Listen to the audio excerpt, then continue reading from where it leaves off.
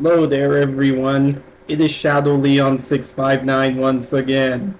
And after, everything that has happened to me for quite some time, I'm finally glad you're seeing my face once again and everything.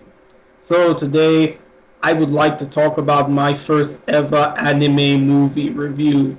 And this anime review is for none other than 1993's Dragon Ball Z Broly the Legendary Super Saiyan.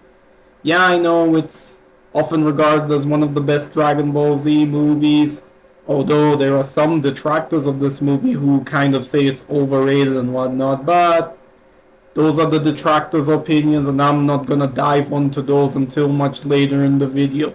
So anyway, let's get on to the movie.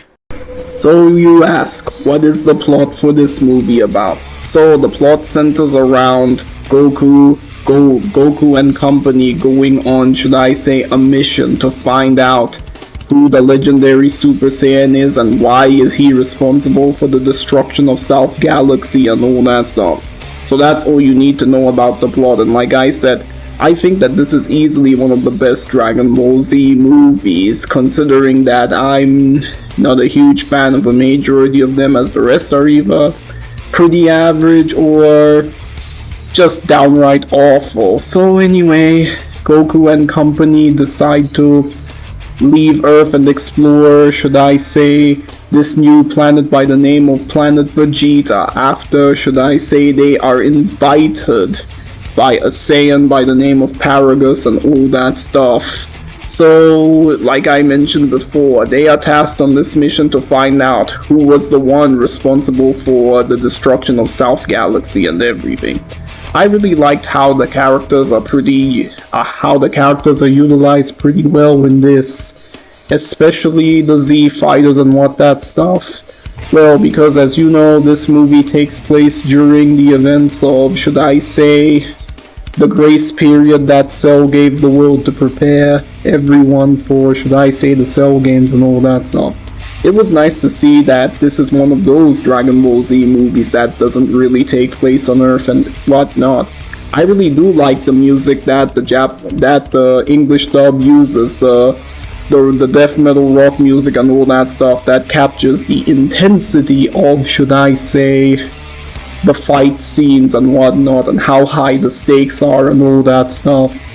Especially Pantera's "My skin is cold, transfusion with somebody." Even though I'm badly singing it, but you get the idea.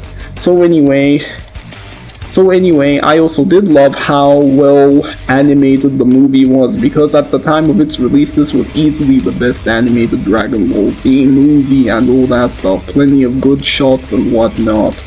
So, of course, this movie has fantastic and amazing action set pieces, as you are on the edge of your seat as the Z fighters are trying their best to make sure that the universe is safe from Broly and everything, as the environment around them is slowly crumbling and all that stuff.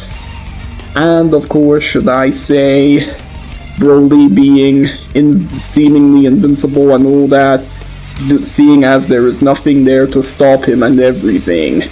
So yeah, that's what I have to say about, should I say, the animation, the story and whatnot.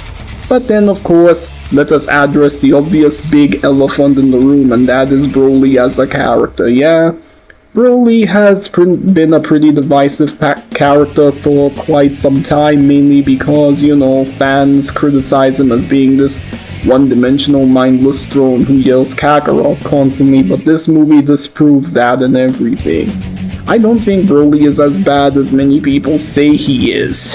And I actually think that, while not a compelling villain, is a decent character on his own, and what separated him from other characters is that he was not a rehash of previous Dragon Ball Z villains, and he stood out on his own merits, because, at the time, we were portraying Super Saiyan as being a force of good and heroic, so they decided, hey, let us make a villainous Super Saiyan for a change, and of course enter Broly and whatnot.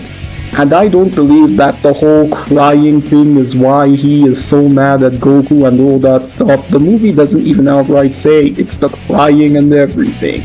And oh, speaking of which, Broly's motivation is practically to destroy the whole universe, as he is a perfect representation of the Saiyan race as a whole. Violent, bloodthirsty, and out of control. Everything that the Saiyans were as a whole. And of course, he does have plenty of great one-liners such as, "You, Kakarot, I choose you to be the first of my victims. If you just let me kill you all before, you wouldn't be dealing with this pain now. You are all complete and utter wastes of Saiyan blood." Is that another word for Goblin? And what was that supposed to be?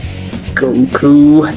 And of course, you just feel, and the characters were also taking this guy, treating this guy as a legitimate threat and all that stuff, and not treating him as a joke. The characters actually taking him so seriously that Vegeta actually breaks down and feels defeated and whatnot. And Vegeta has to overcome that, should I say, thing and whatnot. It was also nice to see that Krillin doesn't get used as a punching bag like a majority of the filler movies make him out to be and whatnot. So of course, should I say, that is pretty much Broly's second coming for you and all that stuff. And whenever I rewatch this movie, it reminds me of another film, being Star Trek III: The Search for Spock. The movie's similarities are so uncanny, but anyway, I will talk about the similarities between this movie and Star Trek III: The Search for Spock and whatnot. And that is why this movie is easily in my top 5 best Dragon Ball Z movies. Yes, I know that there are people who say Super Broly is better than this film. While I do like Super Broly, I think the original is the best. Not that I'm some kind of nostalgia tard and whatnot. So anyway, that's all I've got for today. So that's Broly's second coming for you and whatnot.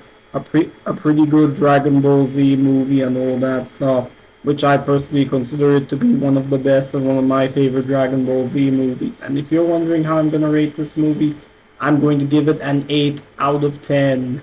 So what do you guys think of Broly's second coming? Let me know down in the comments section below, and thanks for watching as always. Don't forget to subscribe if you want to see more. But sadly, I have to talk about the unnecessary sequel that nobody asked for. One particular character is going to be yelling the main character's name constantly, and it's gonna get so damn irritating that I would want to amputate my damn ears. That's all for now. See you next time.